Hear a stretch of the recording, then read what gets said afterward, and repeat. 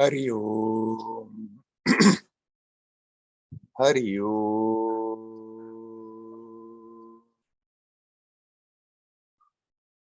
Hari Om.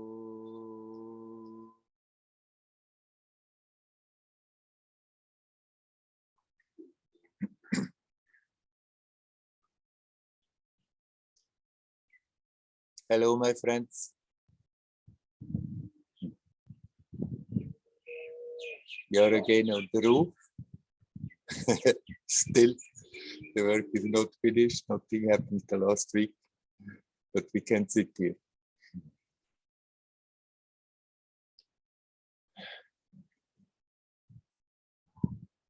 We are at the periphery of a cyclone. So the wind is changing all the time. Right now it's coming in front of me because I have to adjust that the wind comes in front of me, otherwise it's making a lot of sound in the microphone. Hopefully it's not changing too much, not coming too strong.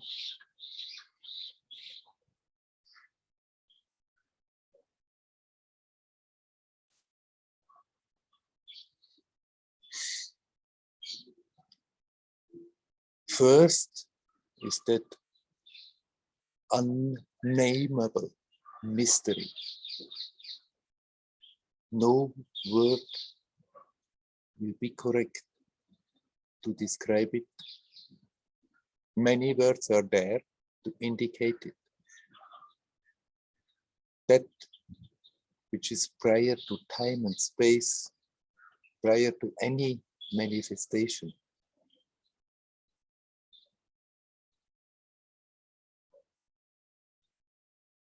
Then from that expresses itself a total purity. The first expression, with its three aspects: pure consciousness, pure energy, pure love. From the space of pure consciousness, energy, love, slowly it is getting denser, and the most subtle worlds are appearing. In those subtle words, beings start to appear. It is still full harmony, beauty, joyousness. There's no struggle there. But then, as it is the will of that mystery, it's densifying more. Still subtle worlds, but they become a bit more dense. There comes the polarity. And with the polarity comes positive and negative. So in subtle worlds also, in the grosser subtle worlds, there is also the positive and negative. It's not as extreme as on this physical level, but there also can already be some struggle, some strife.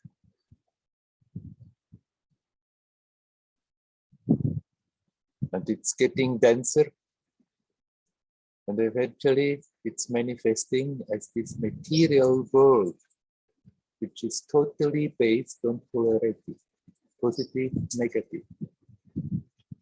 On the material level, there is absolutely no problem. It's in harmony. It's balanced out, the positive, the negative, in order to manifest as that. But then the beings that appear in this world,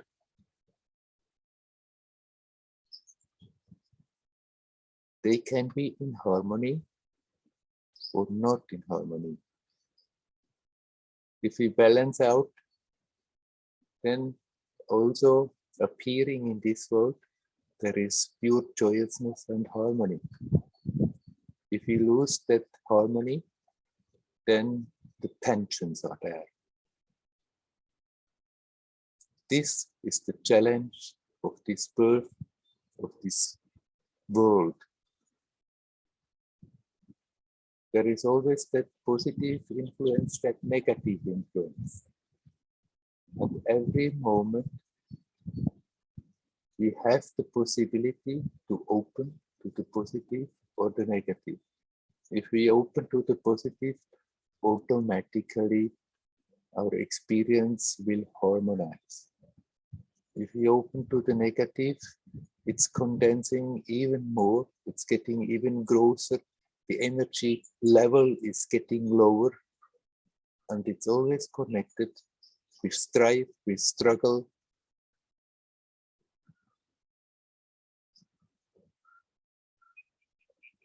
Losing the awareness of that natural joyousness of existence.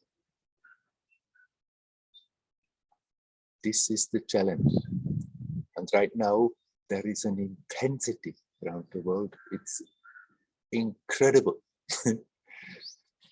It's like both forces are in such an intensely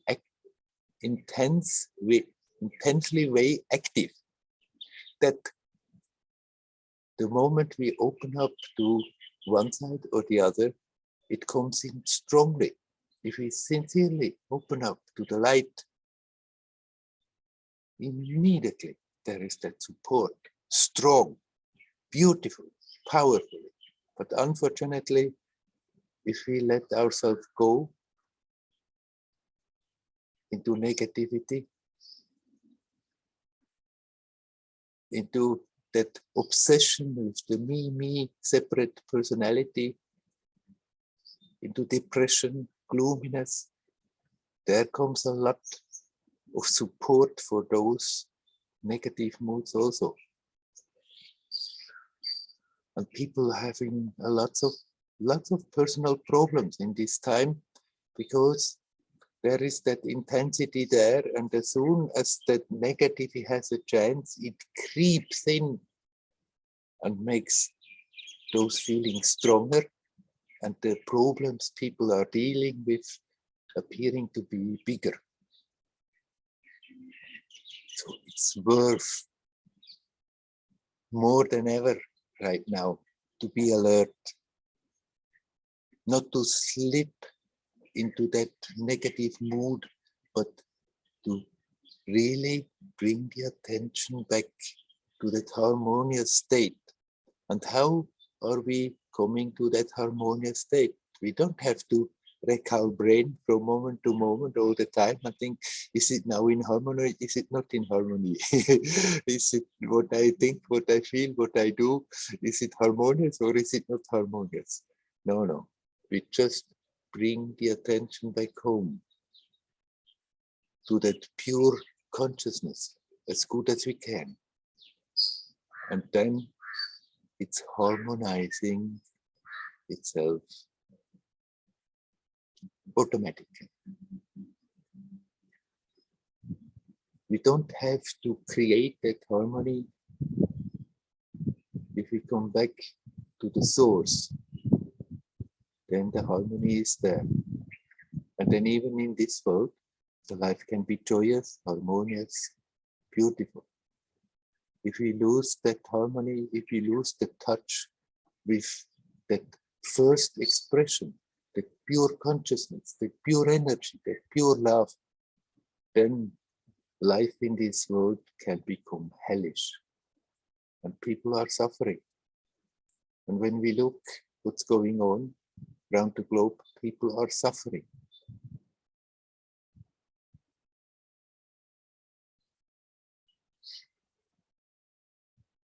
It need not be like this. We can detach from all that which creates that suffering. We can, even if we are not capable to fully do so, we can every moment attempt to turn the attention in the right direction, and this is already changing the experience, the flavor of the experience. Automatically, it will become more harmonious. if we look in the right direction. And in that greater harmony, automatically the joyousness of existence has more chance to come to the surface.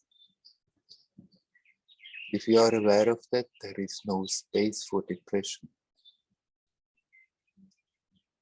We may face difficult situations. We may face situations where there is adversity, where there is confrontation. But if we are not losing that touch, it cannot make us suffer. We don't lose that sense of harmony and can deal with it much easier, much more creatively.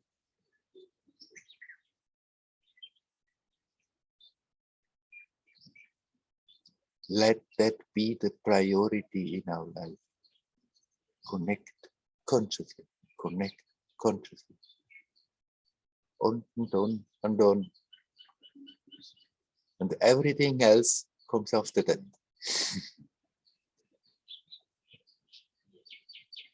And as long as the old habit has the tendency to pull us out of that, we don't get around of reminding ourselves again and again and again and again. Connect. Turn the attention back home to the source. Come back to that base, to the pure consciousness, the pure love, the pure energy. And relax and be open.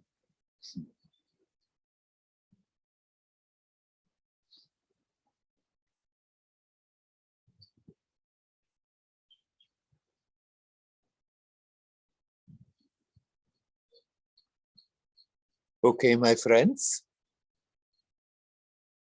I'm inviting you to come in. If there is anybody who is ready to come in, you are welcome to do so.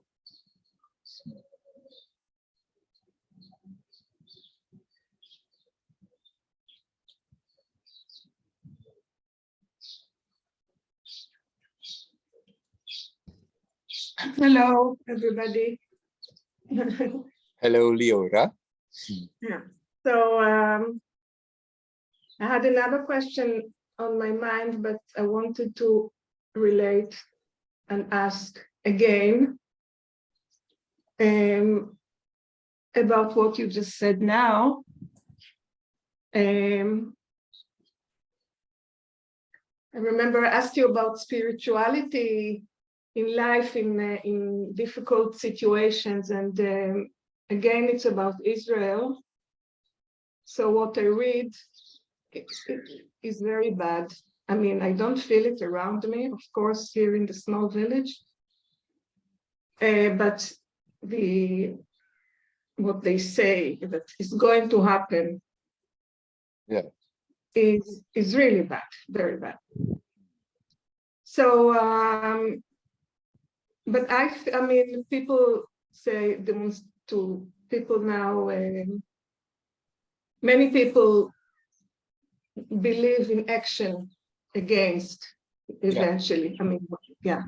Right. And so again, specifically, personally, I feel that if I was younger, I would have been soon. Yeah. On the roads, on the bridges, or whatever. But I'm not younger. And physically and emotionally, I am not able to do it. I'm not even able to talk to other people, to persuade or to influence. And anyway, I'm surrounded with people who somehow feel the same, only that they're not really bothered about it because they're busy or they don't want to be bothered by it or whatever. Yeah.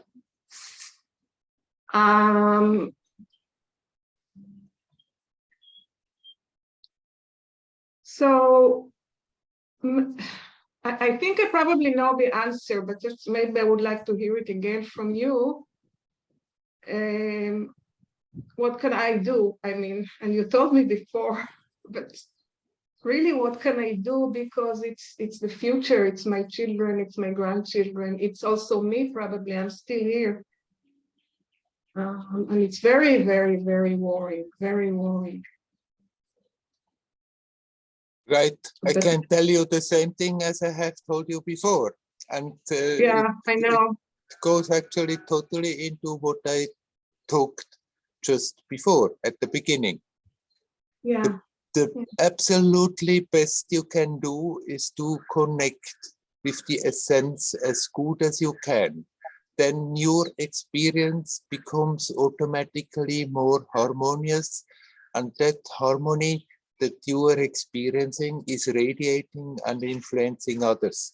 If enough people would do so, then the whole atmosphere would change. But unfortunately, most of the people are totally asleep. They have no idea what's going on. And those who have an idea exactly, they want action. I can understand, of course, it calls for action, but they don't understand that as long as that action is then out of anger, then it's still also, although the purposes may be positive and good, the intention may be positive and good, but as long as it comes out of anger and frustration, then again it brings violence and not harmony.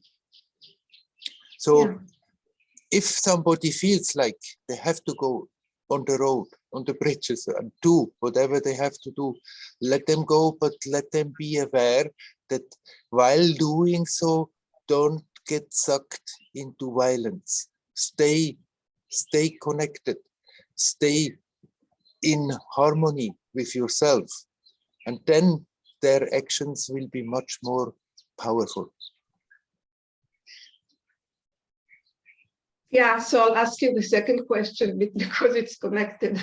Yeah. My son, he's young, he's not 40 yet, and he thought maybe he should advise me something about getting older, because next year I will not be so busy helping them with the children. They go to kindergarten, to school, and all that. So he said to me, you have to think about next year. What are you going to do with yourself? I was a bit like surprised to hear it. And then he said, well, you can't sit to meditate all day. And, I just didn't really, I smoothed it somehow, but then when I thought about it, it was a bit disturbing for some reason. The next day we went together in the car, and somehow it came up, and I said, I reacted somehow to it. And he said, did I say that? It was something else that he said, not about the meditation. Did I say that? And I said, yeah, he said that it wasn't so pleasant. And all these like 24 hours in between, I was a bit disturbed. Should I open it up with him, or should I just flow? And it's funny because it's connected, really. It's the same, because I felt a bit insult or like a bit anger. Who are you to advise me about getting older? Yeah. But then really, I mean, so, it gets bumpy, but he's my son, and I also feel responsible somehow, maybe to tell him, listen, you shouldn't be talking like that to your to your aging mother. But then I said, yeah, he will find his way. It's not your responsibility. Just to be, as Werner keeps saying all the time, connected and loving and pure energy. Stay there, and what should happen will happen. It's not so much a question, but it's sharing, because it's like on the same subject somehow, on the personal level. There's no reason to be angry with him, because from his viewpoint, that this question is valid, and he's concerned about you. He thinks, maybe after that you don't know what to do, and many elderly people, it happens to them. They suddenly are at a loss and don't know how to spend their time.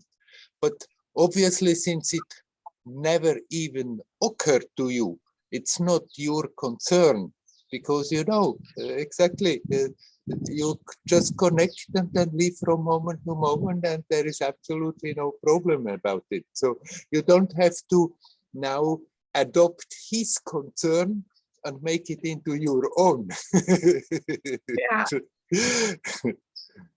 Yeah, but I also felt a bit sorry for him somehow, that he is worried about it. So it was a bit more, you know, like emotional, and No, but if he sees that you are not worried at all, then he will also let go of his worry. Right. Okay, that's right. Right. Okay. Okay. Thank you. Okay. Yeah. Thank you, Werner. You're welcome. Hari Om. Hari Om. Hari Om. Is there anybody else who would like to talk? You're welcome to come in.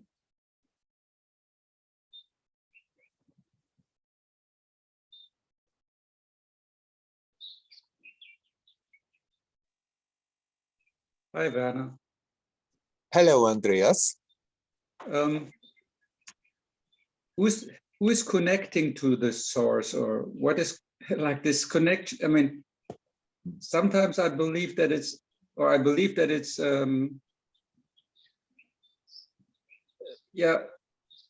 my brain is producing all the identification with body and mind, and it's more about like dropping the identification and letting that go. Yes. And so the question is basically who is connecting to what is. You know what I mean? Right. Right. You want to explain it a little bit more in detail? Yes. Of course, that connection is never absent. Nothing can be possibly disconnected in reality.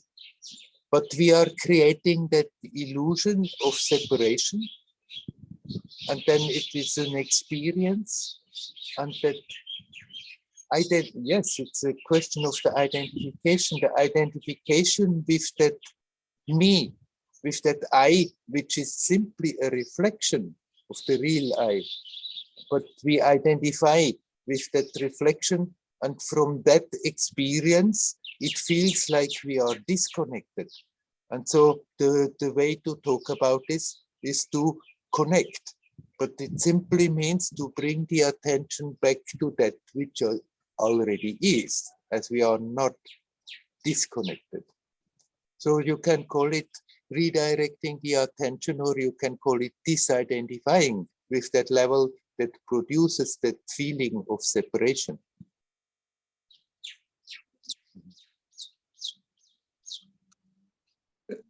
A few weeks ago, you said like, you talked about the matrix. Yeah. Like, is it the way that we are producing our matrix ourselves all the time? It's like there is a base. When we dream in the night, then most of the time we are producing our matrix totally individual. But then in this dream, there is a basic energetic matrix where we can join in. And so now so many different individual consciousness can join in the same matrix, but in the same dream that we are producing, we still produce very much our personal story, which can be the world one is experiencing can look quite different from the world another one is experiencing, but there is a common energetic base, a base of consciousness that we are sharing with many people. And in this way, do we produce time and space ourselves, or does it exist in independent way. It exists in the relativity of manifestation, but you, as a being, you are timeless, spaceless. You are never really incarnated here. It's just that you are projecting an aspect of you into this time-space. The time-space is given with that base that I said, that basic conscious energetic matrix, that common ground, and that includes the time-space continuum. But then we are tuning into that, and the way we are experiencing it is also again flavored totally with the individuality that we are giving into it. And everybody knows from their experience how, although the clock makes tick, tick, tick, and it goes in the same speed, but the time is speeding up when we are concentrated or when we are enjoying ourselves, and it's getting very slow when we are uncomfortable. So the experience of time and space after that is still very individual, but there is a basic structure there of time and space. But you are not as a being really within time and space. It's simply the projection that we are projecting into that is within time and space, while you as a pure divine being are never really touched by that. Is it, it might be a stupid question, but is it like an individual being, like my true nature? Yeah, it's not a stupid question at all. You know, in the modern teaching, that they are always talking only about the ego, the person, which is not real, or then the self, which is impersonal consciousness, which is that beingness. And actually, somehow they're missing that there is something more than that. Within that pure beingness, there are myriads of beings. They have all their unique flavor. And yet there is not that separation. The separation we are producing in our mind when we are identifying with our projection within this time and space continuum. There we create that sense of separation. But in reality, you are that whole. You are connected with that whole. And yet at the same time, there's something unique. There is a being. And that poses absolutely not the problem. The problem is only when we identify in the manifestation with the manifestation and immediately create the separation. And as soon as we are having that sense of separation, all the struggle starts. The rivalry, the struggling for time and space and food and wealth and whatever. And how does the body come into that? Because, I mean, it's, the Buddha says it's not really your body, but if I meditate, I feel I can become more conscious and more aware through focusing on the body. Right? There's absolutely nothing wrong in that. It's not your body is not quite the correct statement, but that you are the body is also not the correct statement. The body, of course, is also an expression of you. And so you can very well focus on that expression to get connected with your true being. There is nothing wrong with that. We don't have to deny the existence of the body. On this material level, this body appears. And we know it from experience, it's there. You are not the body means you are not simply the body. You are much more than the body. but the body is also an expression of you. So nothing wrong. It's not that this is some kind of a stranger that you have to deal with. It's really an expression of your being, materializing as a physical body on this level. But if you focus on the body and relax, then the experience of physicality gets subtler and subtler, and it feels less and less like a body and more just like a ball of energy. And the subtler it gets, the more it feels totally healthy and harmonious.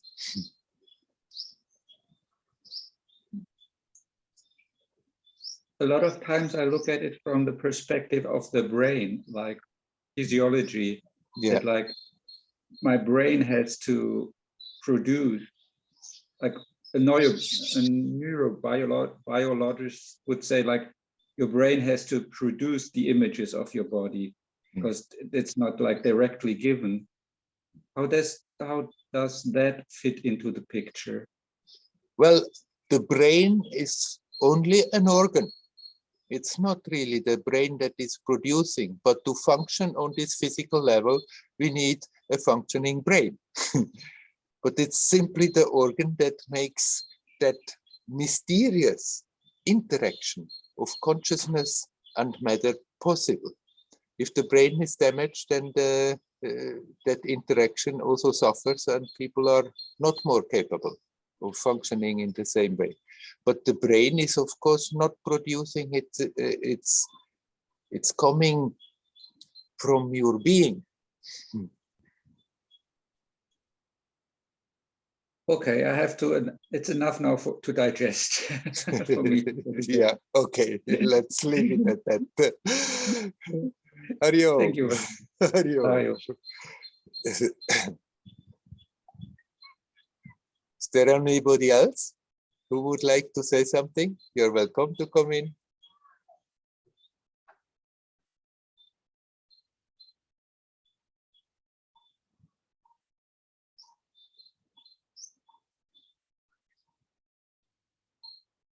Well, let me expand a little more on that aspect of the brain and its function. I mean, when somebody dies, the consciousness is withdrawing from the body, but that consciousness is still functioning. It's not dependent on the brain. There still can be thoughts. It's not dependent on the brain. But as long as we are projecting on this level and then expressing our being through a physical body, in order that that physical body can function, in order that that connection can function with the being, the brain has to be in a certain state. It has to be healthy. It has to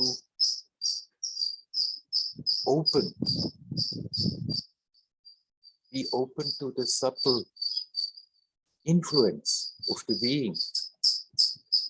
If we damage that connection in the brain, then it becomes difficult for the individual to connect with the pure self.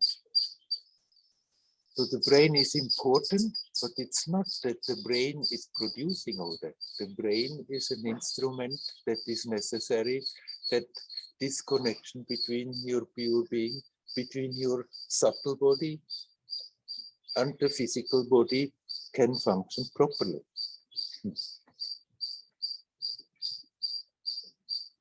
So it's worth to keep the brain in good condition and not poison it all the time. For if we do that, it has the tendency to close up more and more to subtler influences. And then naturally the thoughts and feelings that brain can transmit and handle have the tendency to get closer and more stuck in the identification with matter.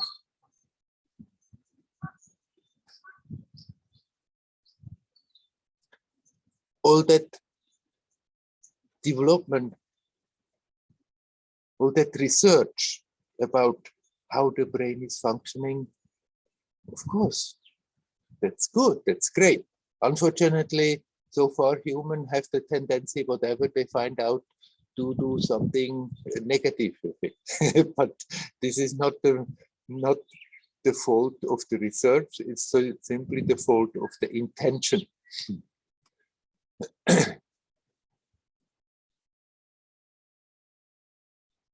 If we would understand more subtly about the functioning on the brain, then it would also be easier to correct disorders in the body, that we could heal body's difficulties better by simply bringing the brain's functioning in order, that it becomes again a proper instrument, that wholeness and the beauty of the individual, of the being,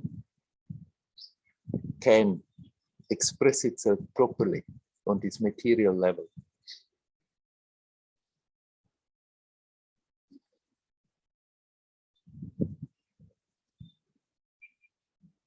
But being conscious, thinking, is not dependent on a brain. In subtle worlds, there are beings, they don't have a physical body, they don't have a physical brain, they function perfectly.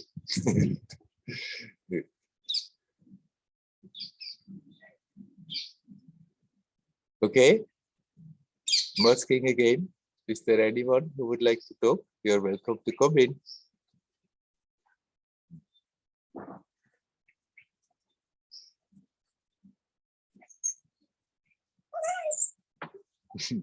The dogs would like to talk.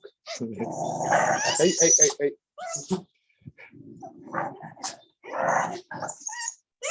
Hey, stop.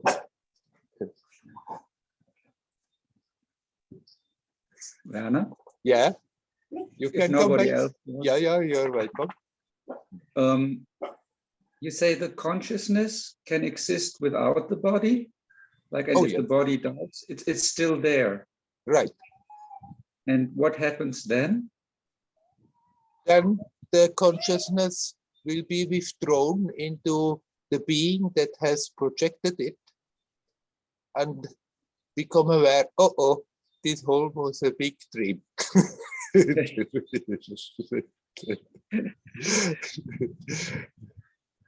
And then karma comes in? I mean, if you get reborn? You know, I don't adhere to the usual traditional theory of rebirth. There, Elio. Sorry that interruption.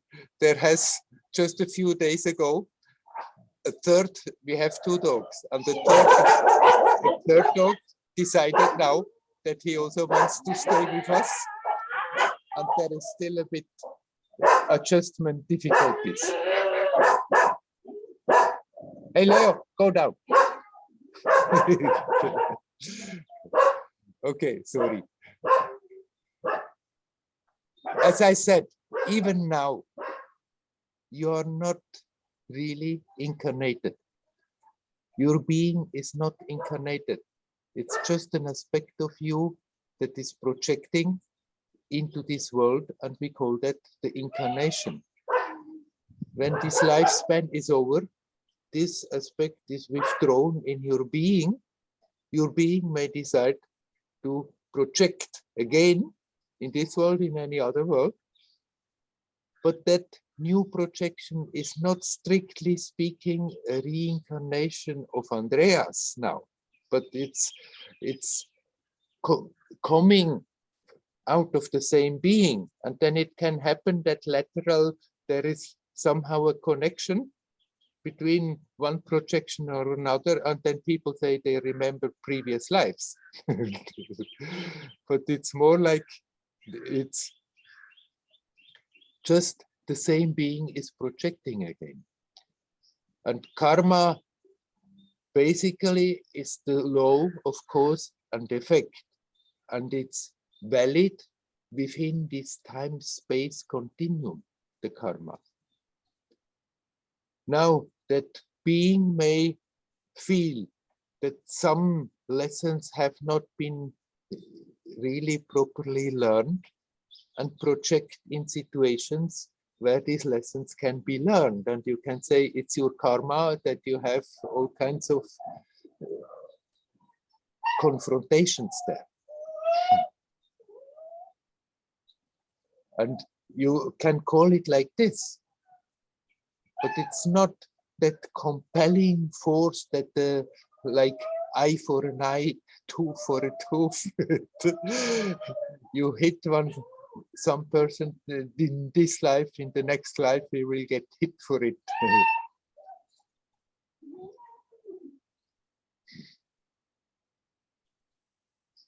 Karma is merely the law of cause effect, which is fully effective on this, in this three-dimensional manifested level. If I'm sending out a certain energy, it's bound to come back. It's bound to have its echoes that come back. If I behave in a certain way, it sets a certain energy in motion that will sooner or later have the tendency to manifest.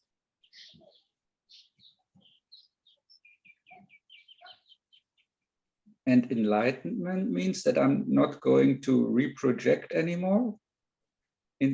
That does not mean necessarily that that being is not more projecting. But you can become aware even when this projection is there, that you are not that me, I that is projected, that this is just a reflection, that you are actually that divine being that is timeless, spaceless, not incarnated. Now, what is going to happen in the future, nobody can say, because it's absolutely up to that being. It may still project sometimes an aspect that has to learn a lesson by not quite being aware. But the tendency is also that if that consciousness has happened while the projection is there, that if there are further projections, the consciousness is not necessarily getting lost in the same way as it is usually getting lost.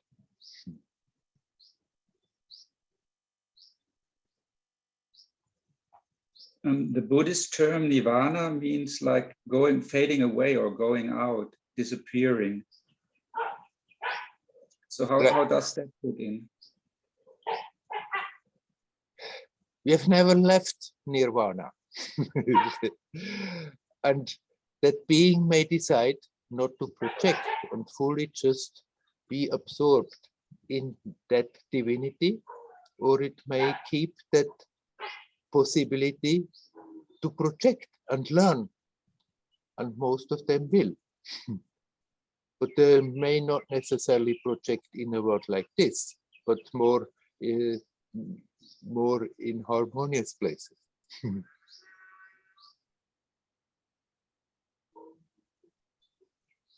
Thank you very much. You cannot give rules and say that is how it is. That freedom is much greater than that.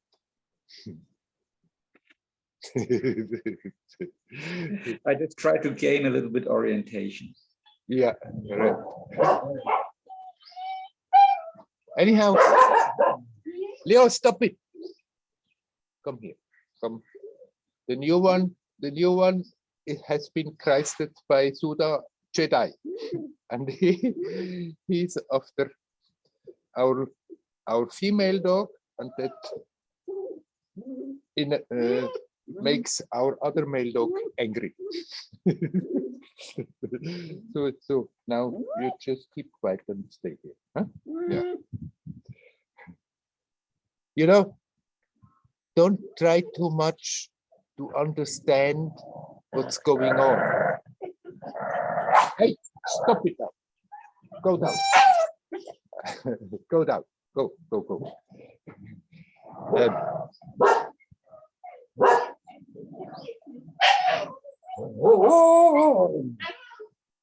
Come on.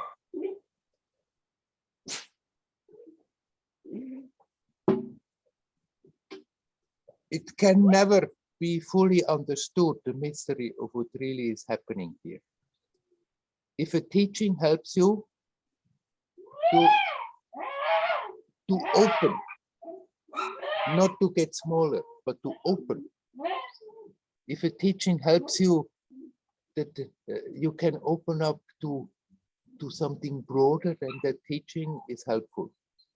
But don't you ever think that the teaching is totally defining what's going on, telling exactly what is happening? All is an indication to a mystery that is always so much broader than what we can possibly express. But if you can take from our conversation here that awareness, or at least the awareness of the possibility that we are not poor victims compelled by some kind of bad law of karma or whatever, but actually that there is a total freedom of that divine being that you are, how to unfold the experience of existence, then our discussion was useful.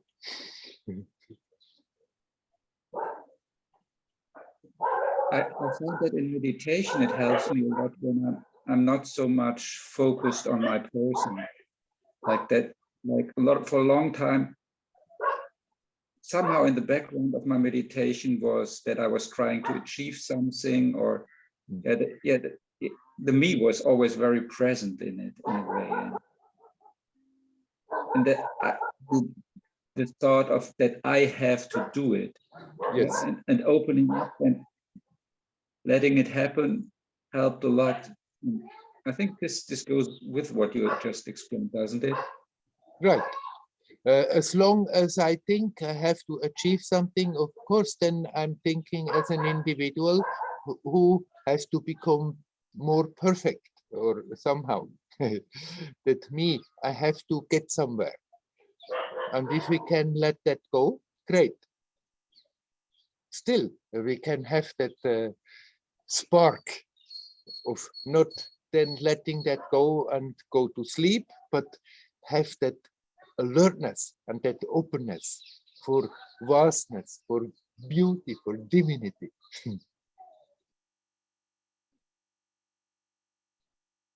Is it? I mean, is it helpful to try to create some positive energy to open up, like with the feelings of affection or love? Right. Or is it just happening by itself? I mean, it helps all the time if you open up to the light and not to darkness, because negativity has the tendency to contract consciousness. That the more one is buying into negative moods, into anger, into depression, into this kind of stuff, then it's like the consciousness has the tendency to get more contracted, get smaller, and turn around and round in a little bubble. And this is painful. This creates suffering. And the more you are opening up to light, and of course, love is an expression of that, then the more you give it a chance to expand. And actually, consciousness naturally wants to expand. If you are not preventing it, if we leave consciousness at peace, if we don't create all those barriers, but just or at ease, at peace, relaxed, open, consciousness naturally expands. We don't have to do that.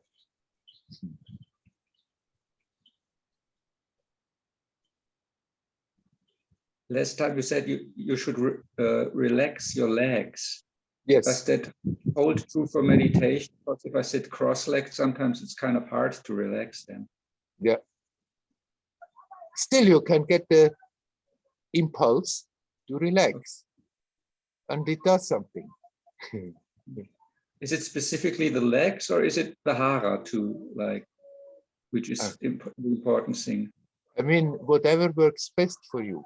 I simply have experienced that as soon as there are tension, it has the tendency to first manifest in the legs. That the people are always tense in the legs, and if you consciously give the impulse to relax your legs, you give the possibility to relax also the rest of your manifestation easier. But if you feel it works better for you to focus on the hara and relax, by all means, do like that. Yeah. Thank you very much. You're welcome. Hari Om. Hari Om, Hari Om, Hari Om. So let us see if by now somebody else would like to talk. You're welcome to come in.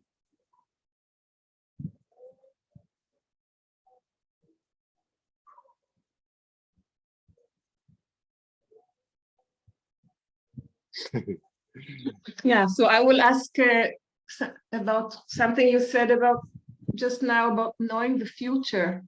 I think you spoke something about knowing the future. And I want, you said something about, but I'll ask you and then maybe you'll connect, because actually our life is somehow based on believing that we know the future, that we can know the future through history and through science and through learning. Like in medicine, they can predict what will happen to you if you have diagnosis so and all that, and also in politics. Most of what I read is based on history. I mean, in Germany it happened so and so, in Iran it happened so and so, so it's going to happen here the same. And probably also in many of our fears, maybe all fears actually, personal fears are the source of the fears is because we don't know the future and we want to know the future. We want to know what will happen, and hopefully it all will be on our favor. Yeah. So yeah, so I wonder what you say about knowing the future. Yeah, if you have understood that I said something about knowing the future, then I think you misunderstood something that I have said. I haven't talked about it, but let's talk about it. Okay. Yeah.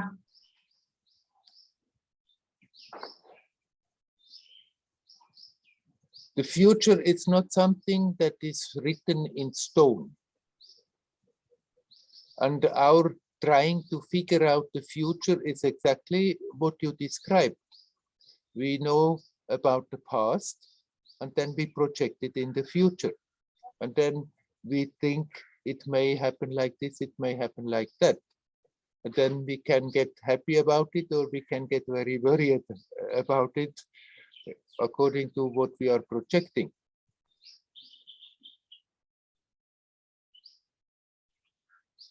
There's nothing wrong on the material level to have common sense.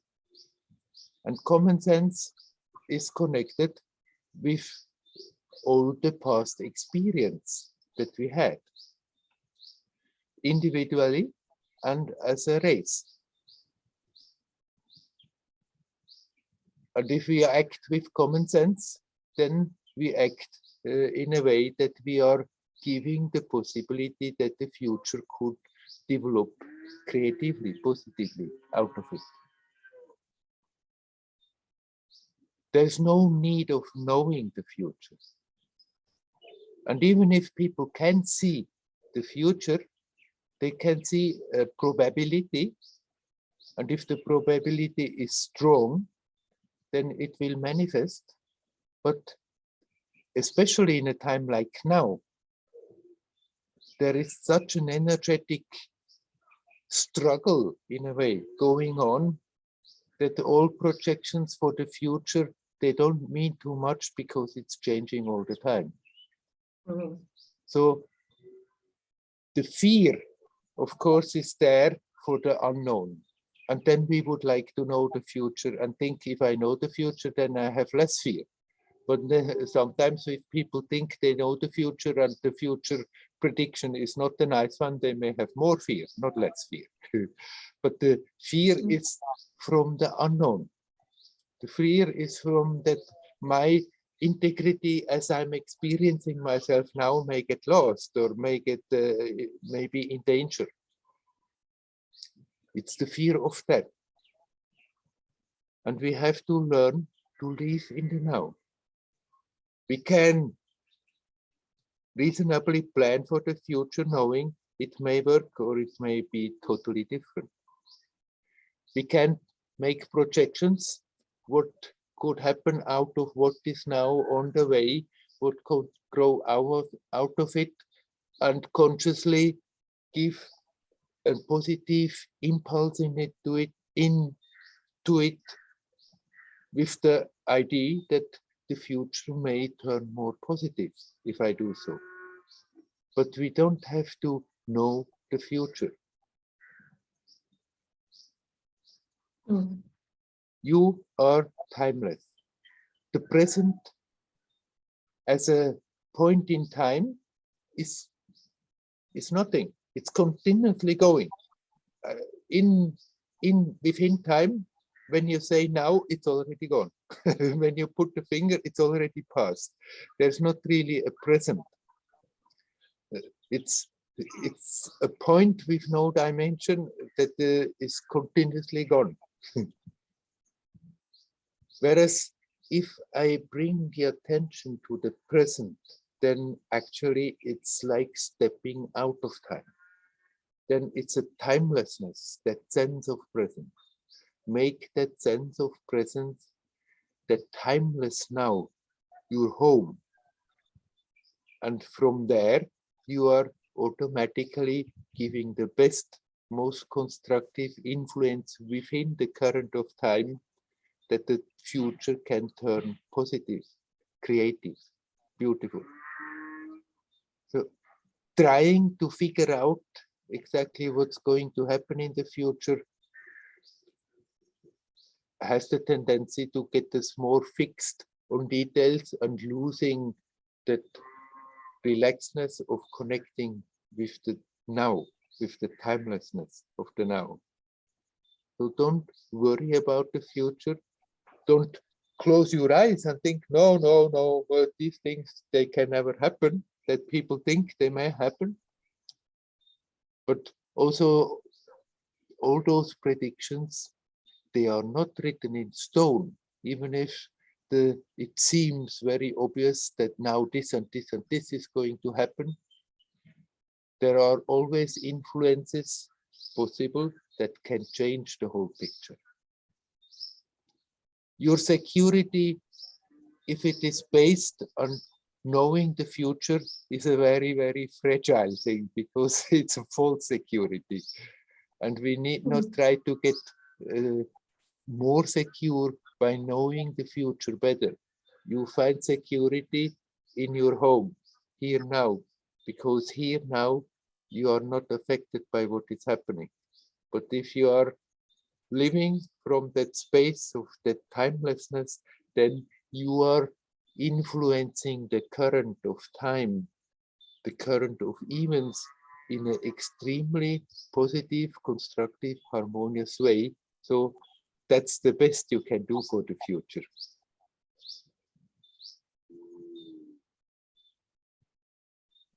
Yeah, I feel that your answer, your words, not lead me, but somehow direct me to a place that I don't really, that is not familiar for me. Because again, you know, I'm used to, I mean, we have to plan things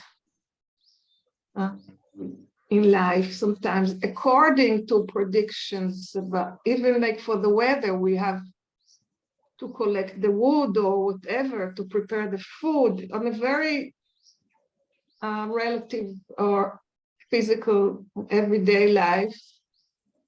And of course, so yeah, but what you now said was like, there's a poem, it's called The Road Not Taken. I'm not sure it's an English writer, I forgot the name. The Road Not Taken. It came up to me very sharp when you spoke. And somehow I think, you know, I want to know if I take this road, it will be okay. And maybe I will not know it, never I will know it. Maybe I will not know it during my life here. Maybe my children will know. Or so again, it's a question that we never know, like if we take the right road to. And then what do we want? We want safety, of course, but you speak about equality, something that I need to look into my heart, like what did he speak about really? What are we looking for? Because safety is narrow compared to what I understood from what you said. Right. Or And security. Yeah. if we are struggling for external security and think that we can establish it, then that's an illusion. Then even if we establish another structure, then it can topple again. No, the security comes out of that awareness that you are secure, that your being cannot be harmed. And helping people to be secure is helping them to open up to that. At the same time, as you said, as I said before, there's absolutely nothing wrong with common sense on the relative level. Let us be reasonable. If people were reasonable, if they would do what makes sense, then the world would be at peace and in harmony, and we wouldn't create all this destructive nonsense. It's because it's because we are not reasonable on this relative level. But we can, planning that we have also food after 1 week. There's nothing wrong. We don't need to lose the sense of presence because of that. Yeah. Okay. It's a lot to digest. Thank you. You're welcome. Hariho. Hariho. Yes. Is there anybody else who would like to come? You're welcome. Hello, Werner. Hello, Nelly. It's very important for me again what you said in the beginning about this connection with our source. And I remember in my life this situation when it seems to me that I felt this connection very strong. It was when my daughter was born, and I felt myself so happy and so joy and so peaceful. Yes, and then I lost this feeling, and then my spiritual way began to find something in myself, to because I wanted to repair from these dark feelings. And now I see that with every year and every month, I feel myself more and more positive, and I feel this something like these feelings that I felt that so many years ago. So I feel it rather often, and it is very yes, I feel very glad about it. It seems to me that many years ago I just like got a present from existence that showed me how how happy I can be, and that this is my natural feelings, my natural state. And then now I can compare, yes, what I feel now, what I felt that years ago. And yes, it's really, really, I feel happy when I feel it's that it looks like this feeling that I felt before. It comes rather often, and today I feel the same. It's this easiness, this peacefulness, this calmness inside. Yes, it's so great. It's so natural. Yes, it happens, and yes, it fools me very much. Right, wonderful, great. And right, what you experienced, that is what people experiencing and seeking while living happily, and usually thinking living happily is fulfilling the desires. And great events in a life, like a child is born, may just trigger that you let go, because something that has been building up and you have been looking for and yearning for is manifesting, and then the mind is quiet and is not thinking, no, it should be different now, it should be like this now, no. But there is a natural relaxation, and in that natural relaxation, there, at least to some extent, that well-being, that beauty, that joyousness of existence can come to the surface. To a smaller effect, to a smaller extent, it happens when people fulfill a desire. There is a desire, there is a restlessness, a strain, that I need something, I want something, in order to be happy, I must have that something, and then finally it happens. There is that relaxation. And in that relaxation, there is that openness, at least for some time, that more of that joyousness of existence can come to the surface. And then people mistake it and think, I need to do this, I need to do that in order to get that feeling. But as long as we are chasing that, we are getting always disappointed, because it's not working. Many times it's not working, and even if it works, it's short-lived, because then other ideas come, other desires come. We try to repeat it and it doesn't work. So it's the same joyousness that starts to bubble up now that was there all these years ago. The flavor we give it then can change, but it's coming from the same source. And the more we learn to just let go, the more it simply happens without needing any special situation, without needing any great event happening in the life, but just by letting go, becoming aware, it's already there. I need not go to get it somewhere. I need not to achieve it sometime after a lot of struggle. If I'm not standing in the way, it's simply there, naturally, beautiful. Yes, it seems to me that it is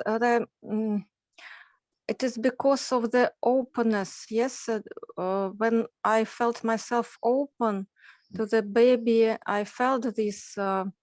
My heart was open, but then something was not according to my scenarios. Yeah, and then Yes, not like I wanted, and a lot of resistance came up. yeah, And I could not survive. Didn't know how to deal with it, and that's why that life changed a lot. And now I see how important it is, this openness, this how to say, just to acceptance. Yes, yeah, acceptance of what happens.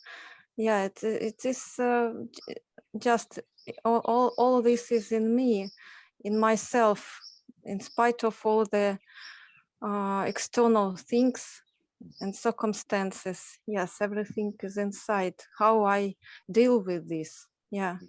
right. Yes, it's important to see. Yeah.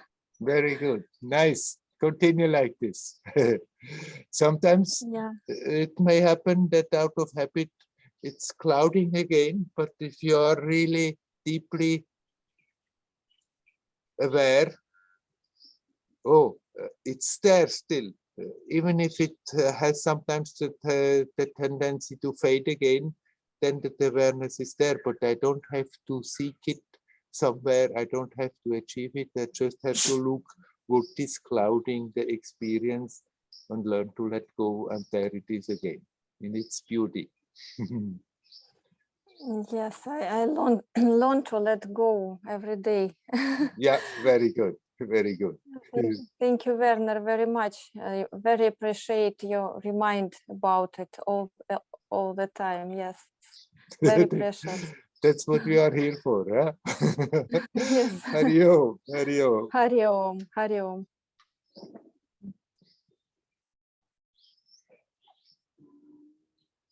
Would anybody else like to come in? You're welcome.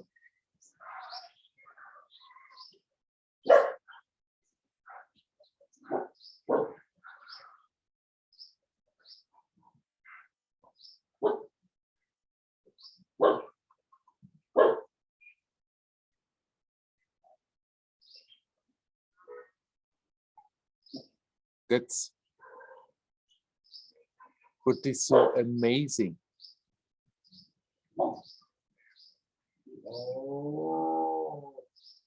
Hey, Jenna. Go. That is what is so amazing. It's so basically easy.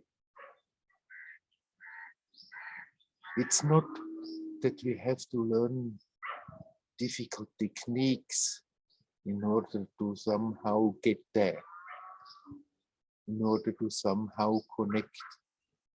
This connection is always there.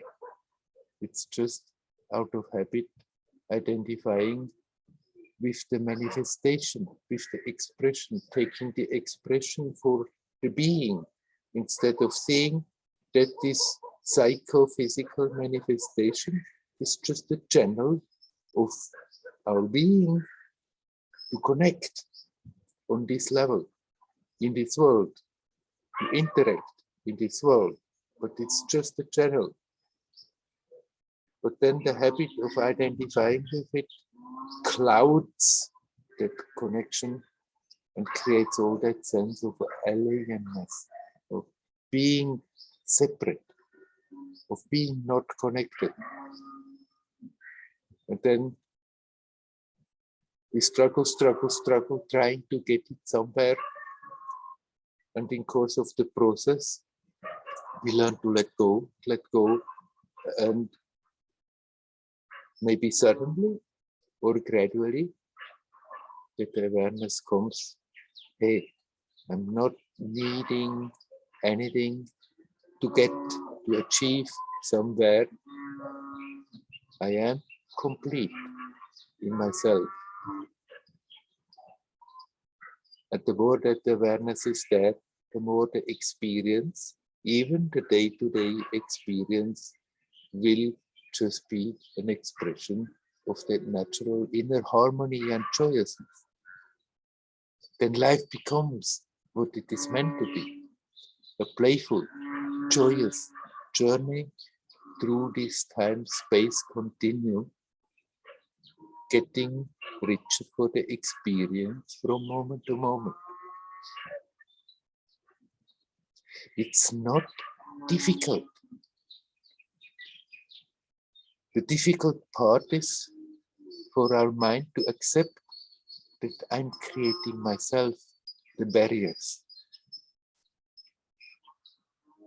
We have the tendency to make everybody responsible for our troubles.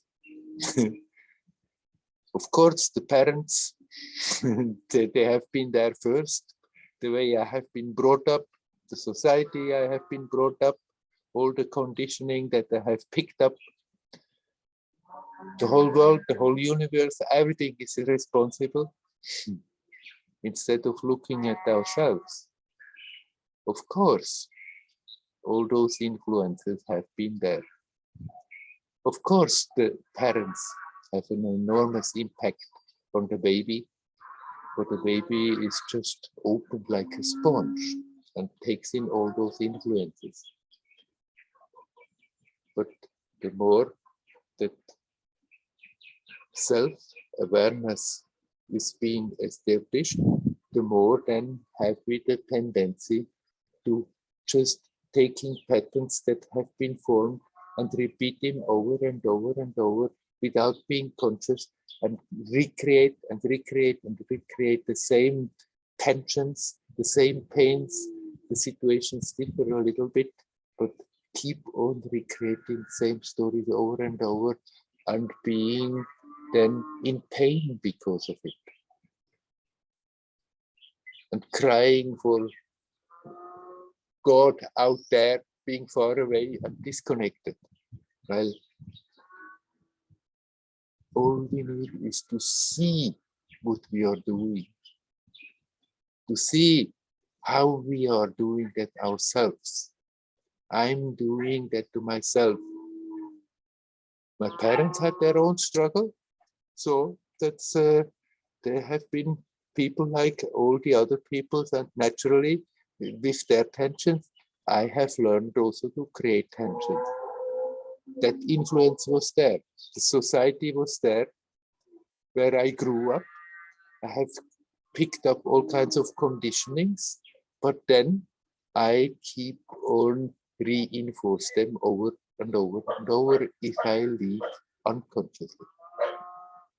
If we become conscious, if we learn to live in that present state, in the timelessness of the now, then we become aware all those tendencies that I have accumulated, they push me to recreate the same pains, the same tensions. Again, over and over, just changing a little bit the scenario. And then the job is to learn not to do that anymore. Not making all the others and the universe and everything responsible, but okay. Those influences were there, but then it's up to me not to repeat it anymore, not to recreate it anymore, and learn to let go.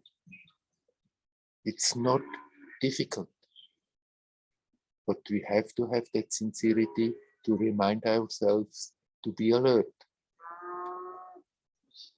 If that alertness is not there, if that sincerity is not there, then people keep on doing the same, living from the same perspective, just being pushed by the pattern that has been established in the youth.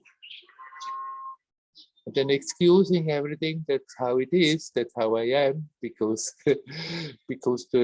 my parents were like this, the society was like this, I have been formed like this. We need not buy into that stuff. We can be conscious in the present, see the power of that influence, and then simply learn not to get pushed away by it anymore, but learn to be here, learn to be aware of that connection that has never been absent, and let go and relax. It's not difficult. We just have to be sincere about it. That is what matters.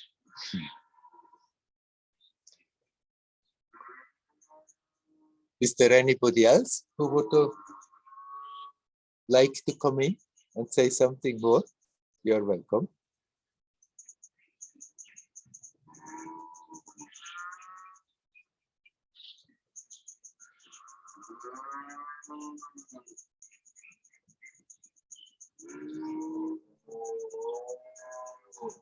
It's me again.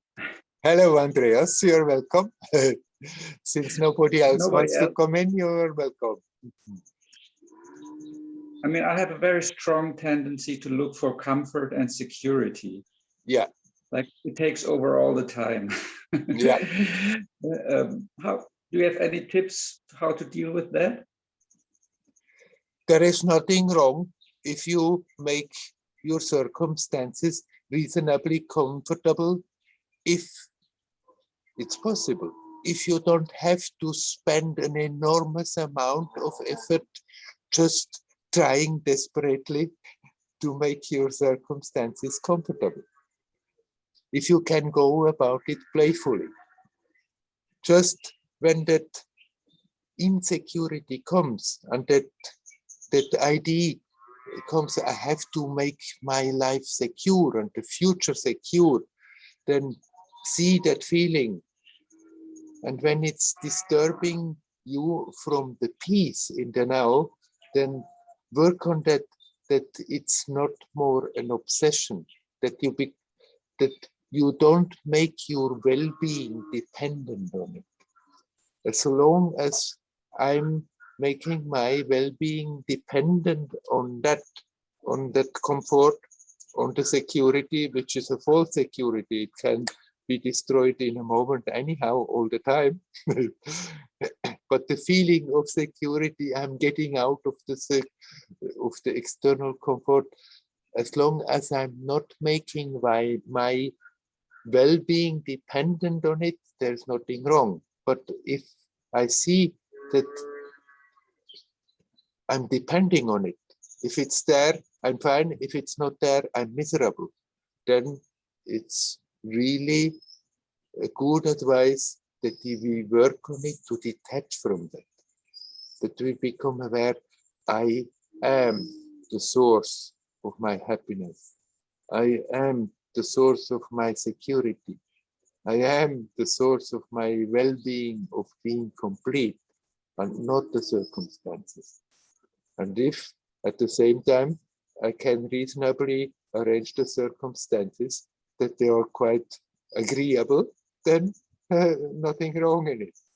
But not be obsessed with it and dependent from it.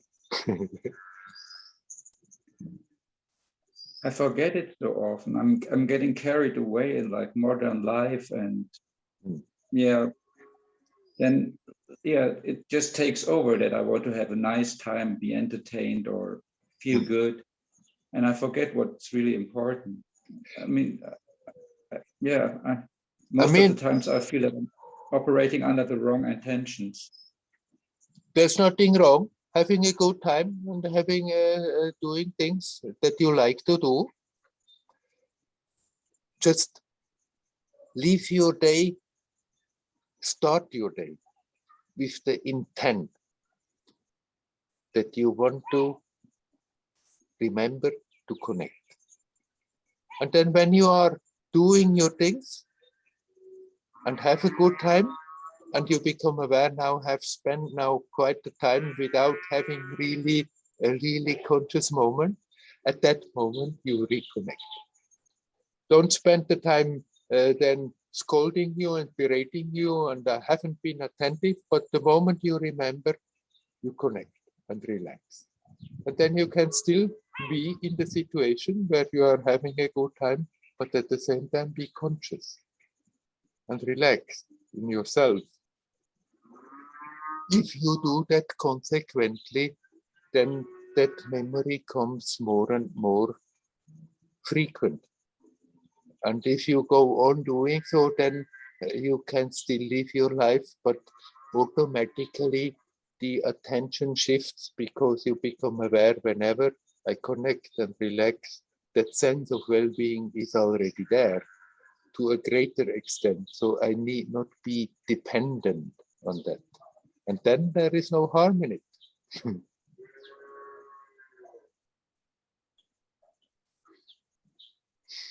Yeah, I find it difficult in modern life to remember that.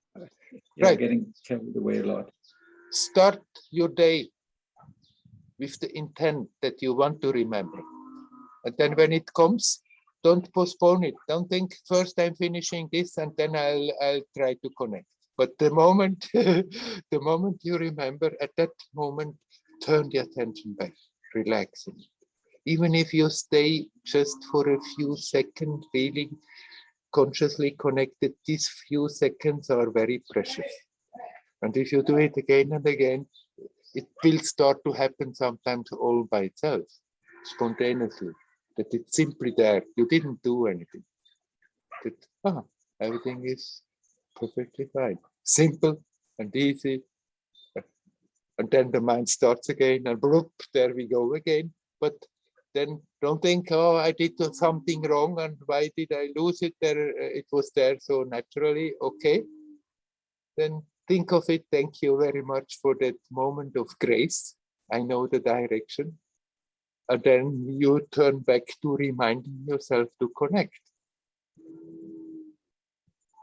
Even if it's difficult, the memory will come sometime. And then just do it at that moment and relax in it. And if consequently you do it, you will forget less and less.